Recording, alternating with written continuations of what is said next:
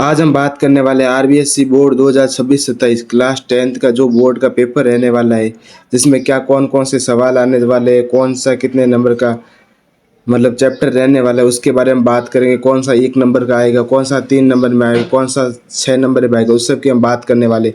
सबसे पहले अब आपके बोर्ड में जो एग्ज़ाम आएगा वो आएगा सबसे पहले वास्तविक संख्या, वास्तविक संख्या, जिसमें आपको पूछा जाएगा अंकगणित की। एक तो आधारभूत प्रमेय पूछी जाएगी, एक तो आपको अंकगणित की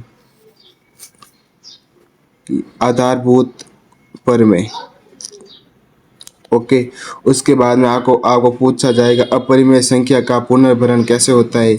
√2, √3, √2 एक अपरिमेय संख्या है, इसको सिद्ध करना है। ये आपको पूछा जाएगा 4 नंबर में।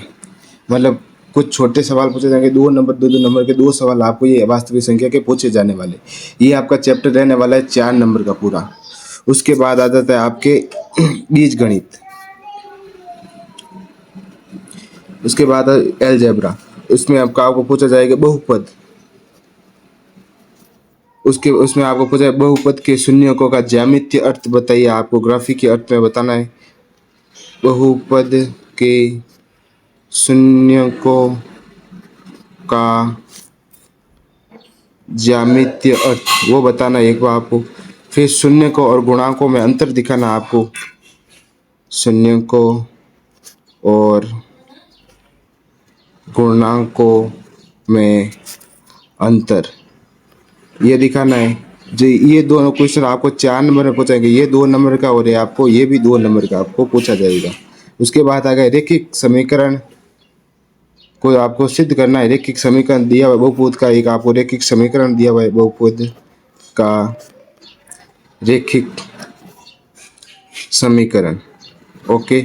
जिसको आपको एक तो प्रतिस्थापन विधि आपको या प्रतिस्थापन विधि सीखना है, एक विलोपन विधि और एक ग्राफिक के तरीके से ग्राफिकीय विधि। ये प्रश्न आपको 5 नंबर, ये आपके 5 नंबर का सवाल बनता है। इसमें एक 3 का आएगा और एक 2 नंबर में आपको ये पूछे जाने वाला सवाल है। उसके बाद आपके आ जाता है द्विघात समीकरण। द्विघात समीकरण, द्विघात समीकरण में आपको लिखता है द्विघात गुणनखंडों द्वारा द्विघात समीकरण ज्ञात करना।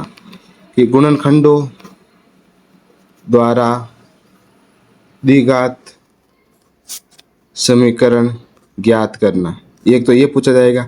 और इसमें आपको द्विघात समीकरण के मूलों की प्रकृति एक आपको पूछा जाएगा। इसमें ये 2 नंबर का सवाल आपको पूछा जाएगा। इसमें भी आपको कुल 4 नंबर के सवाल बनेंगे इस टॉपिक में से भी। ओके। उसके बाद आपके आ जाता है समांतर श्रेणी। अभी तक इनमें से आपके 6 नंबर का सवाल नहीं बनने वाला। इसमें 2 नंबर और 3 नंबर में आपको सवाल दिखने वाले हैं। उसके बाद आपको आ जाता है समांतर श्रेणी। समांतर श्रेणी में आपको पूछा जाएगा कि समांतर श्रेणी का nवां पद आपको ज्ञात करना। एक ये सवाल आपको पूछा जाएगा 3 नंबर में या 2 नंबर में भी आपको ये पूछा जा सकता है। उसके बाद आता है समांतर श्रेणी में प्रथम n पदों का योगफल ज्ञात करना है। योगफल ज्ञात करना है, यह आपको पूछा जाएगा 3 नंबर। और इन दोनों को मिलाकर आपको सवाल बनने वाले 5 नंबर के सवाल में से आपको बनने वाले। तो ठीक है। तो अभी तक हम हमारे कितने हो गए, 2 4 6 7 8 9 10 10 15 4 19 5 24 नंबर के सवाल आपको इसमें से पूछे जाने वाले। ओके। उसके बाद हम करते हैं ज्यामितीय।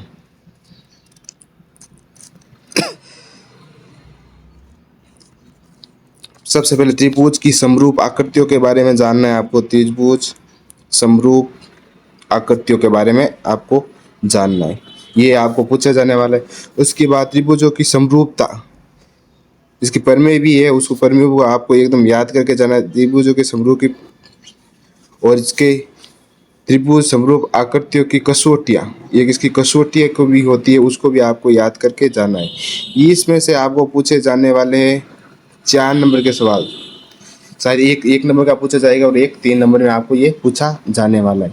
तो आप देख सकते हो अभी के 24 और 4 कितने हो गए हमारे, 28 हो गए। उसके बाद ठीक है, उसके बाद आता है वर्त सर्किल। इसमें आपको पूछा जाएगा वर्त की स्पर्श रेखाओं के बारे में पूछा जाएगा आपको। एक बिंदु से वर्त पर कितनी स्पर्श रेखाएं खींची जा सकती है उसके उसके बारे में आपको पूछा जाएगा। आपको एक बिंदु से वर्त पर स्पर्श रेखाओं की संख्या, इसमें से आपको पूछे जाने वाले 6 नंबर, शायद 3-3 नंबर के आपके 2 पूछे जा सकते हैं या फिर एक पूरा 6 नंबर का इसमें से पूछा जा सकता है। तो 28 और 6 कितने हो गए, 34 नंबर हमारे यहाँ पे कंप्लीट हो चुके। उसके बाद आता है हमारे निर्देशांक ज्यामिति। निर्देशांक ज्यामिति, उसमें आपको सबसे पहले दूरी के सूत्र पूछा जाएगा। दूरी का सूत्र 1 नंबर पूछा जाए, फिर विभाजन सूत्र, इससे आपको क्वेश्चन को सॉल्व करना है। विभाजन सूत्र ओके, ये आपको पूछे जाने वाले 7 नंबर में, शायद एक 2 नंबर में पूछा जाएगा और एक 5 नंबर में या फिर 3 नंबर में आपको पूछा जा सकता है। कुल मिला के ये टॉपिक आपके बनने वाला है 7 नंबर का। तो 28 और 6 हमारे कितने हो गए थे, 34, 34 और 7 कितने हो गए, 41 नंबर हमारे यहाँ पे हो चुके। उसके बाद आपको पूछा जाएगा त्रिकोणमिति। सबसे इम्पोर्टेंट टॉपिक है त्रिकोणमिति का, त्रिकोणमिति, जिसमें हमें सबसे पहले त्रिकोणमिति का परिचय, इसके सूत्र आपको याद करना है, sine cos tan cos sec cosec, और इसके आपको सारणी बिल्कुल अच्छे से याद करके जाना है। त्रिकोणमिति का परिचय। उसके बाद हो गया त्रिकोणमिति अनुपात, त्रिकोणमिति अनुपात ओके। उसके बाद अपन के आ जाते हैं कुछ विशिष्ट कोणों के त्रिकोणमिति, कुछ विशिष्ट कोणों के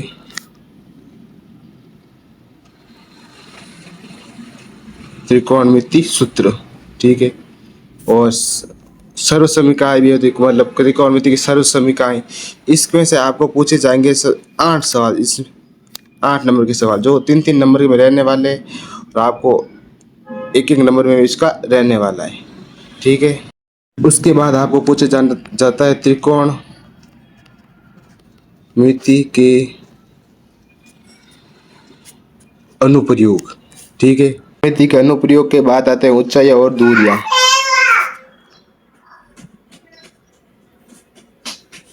ऊंचाइयां और दूरियां, जो इनमें से जो सवाल पूछा वो आता है आपके 5 नंबर का ओके, एक 3 नंबर का और एक 2 नंबर का। उसके बाद आता है आपके क्षेत्रमिति। क्षेत्रमिति, क्षेत्रमिति में पूछा जाता है वृत्तों से संबंधित क्षेत्रफल, वृत्तों से संबंधित क्षेत्रफल, और त्रिज्य खंड और वृत्त का क्षेत्रफल। और इसमें पूछा त्रिज्य खंड और वृत्त का क्षेत्रफल, जो कि आपको पूछा जाने वाला है 5 नंबर का।